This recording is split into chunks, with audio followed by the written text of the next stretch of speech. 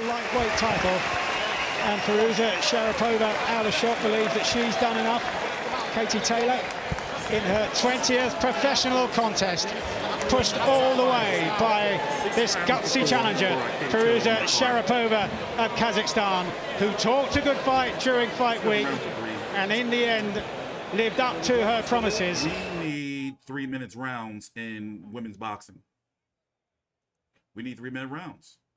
And, you know, it's safe to say that I'm not the only one where a lot of people are going to have Amanda Serrano as the favorite going into their fight. If it actually really happens, like it's being said it's going to really happen in the spring of 2022. Hold on. Don't be surprised if they give this girl the win. I'm not even gonna lie. You know, we haven't had a boxing robbery today. You know, Katie Taylor, even though she was the aggressor, she still was getting hit. I mean, it's clear to say that she should be the clear winner of the fight. You know, unless you give the swing rounds to Sharipova. But Katie Taylor is definitely beatable. You see what I'm saying? I think like a boxer, a composed boxer with a jab, you know, or a boxer with, you know, like some speed can beat her. For example, 147-pound undisputed champion. I still think Katie Taylor, if she can withstand her punches, can beat Jessica McCaskill. But 130-pound unified champion, WBO and IBF, correct, is the one she has. I do believe that 130-pound champion Michaela Mayer can beat Katie Taylor because of the styles. You see what I'm saying? But we do need 3 minute rounds in women's boxing. Don't get me wrong, Katie Taylor is good right now. Before we listen to the decision, 19-0 with 16 KOs. Significant names under her belt like Natasha Jonas. Oh, by the way, let's listen in. After 10 rounds here in Liverpool, England, we go to the judges' score totals, and they read as follows. Marcus McDonald, 98-92.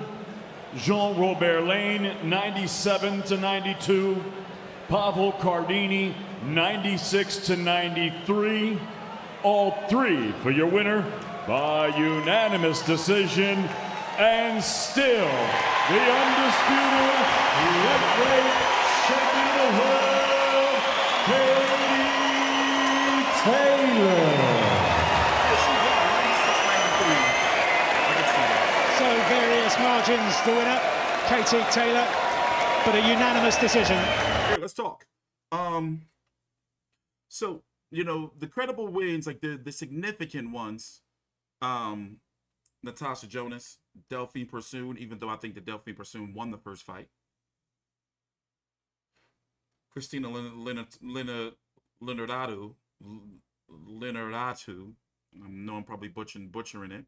That was when she moved up to 140 to test the waters.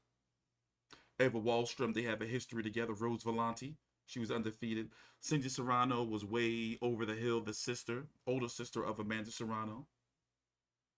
And Jessica McCaskill, current 147-pound champion. But if you see these fighters, by the way, Miriam Gutierrez is taking on Amanda Serrano next week. If you see these fighters, you'll notice that they're more pressure fighters that are, I'm guessing you can say, like tailor-made. They got Ebony Bridges. Ebony Bridges looking getting a little thick. You know, fighters that are tailor-made for Katie Taylor, you know, come forward right there to be hit. Now, Katie Taylor is no defensive specialist. She's not really known as being a jabber, boxer, mover. You know, she wants to get out there and fight. But with that being said, she eats punches that come on the inside, and her little short burst can be pretty, her little short burst can be wild, if that makes sense. I'm trying to figure out how to say it. We've been watching boxing since 11 o'clock this morning. No bullshit. It's been real busy. You know, I just have some concerns, you know, because when I'm looking at this Amanda Serrano fight, and we're going to be here next week covering the Amanda Serrano fight, by the way, I'm wondering, okay, how does Katie Taylor win? You know, does she play the relentless, vicious power puncher, you know, pressure fighter power puncher? You know, or does she go out there and say, okay, let me slow down and try to box and work off of my jab? Because if that's the case, that's when I think that Amanda Serrano would beat her at. Amanda Serrano, if you don't know, is a really good fighter. I understand the Irish pride. Listen, I'm half black, half Irish, and half full-blooded El Chicano male. You know, I get it. I get it. You know, but just because of my heritage doesn't mean that I'm just going to be rooting for the Irish fighter or, you know, the Hispanic fighter, even though Amanda Serrano is Puerto Rican. You know, still, we all under the same Hispanic umbrella. You see what I'm saying?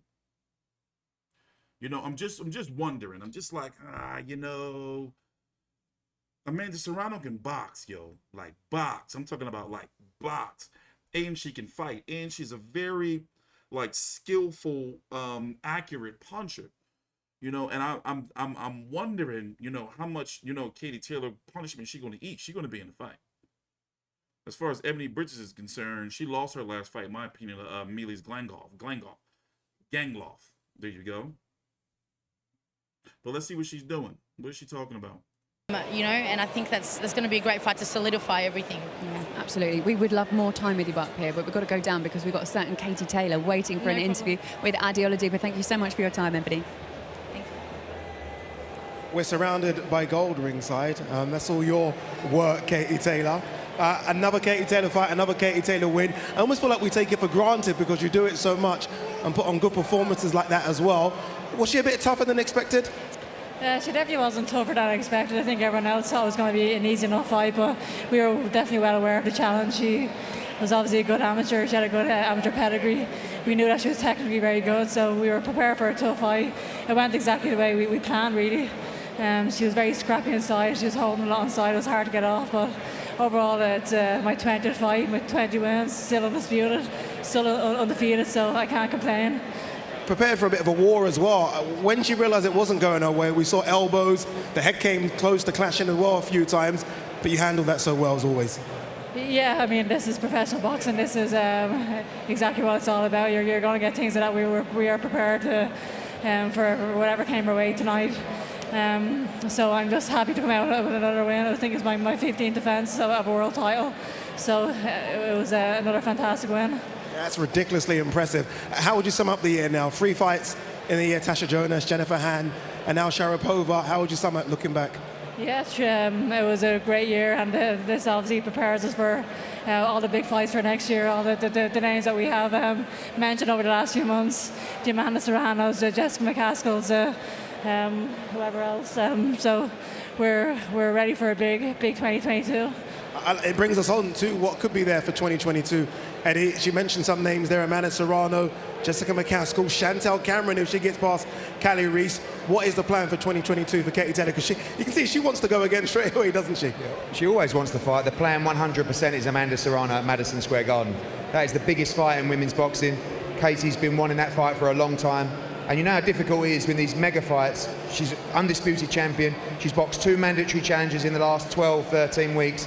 They're out of the way. She's taken care of her obligations. It's now time to make a historic fight at Madison Square Garden. That's the fight people want to see. It's the biggest fight of all time in women's boxing.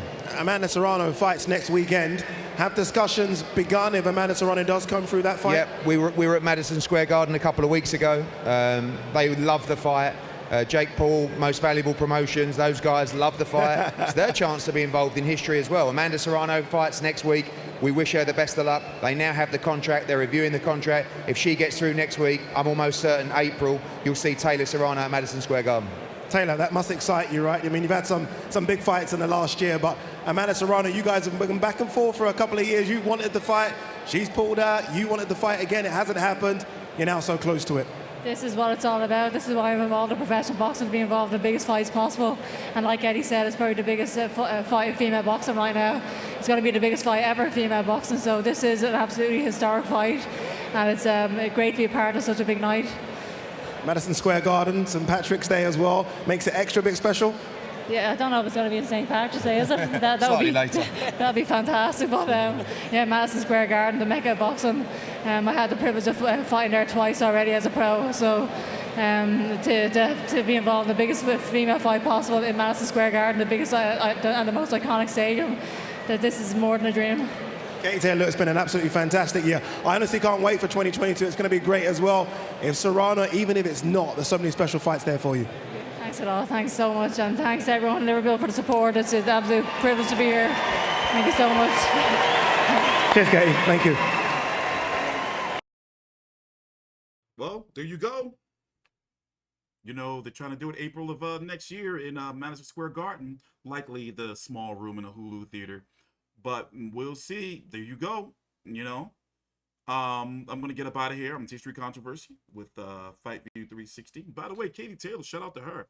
She has had 6 fights in 25 months, so 6 fights in basically 2 years. You know, despite COVID.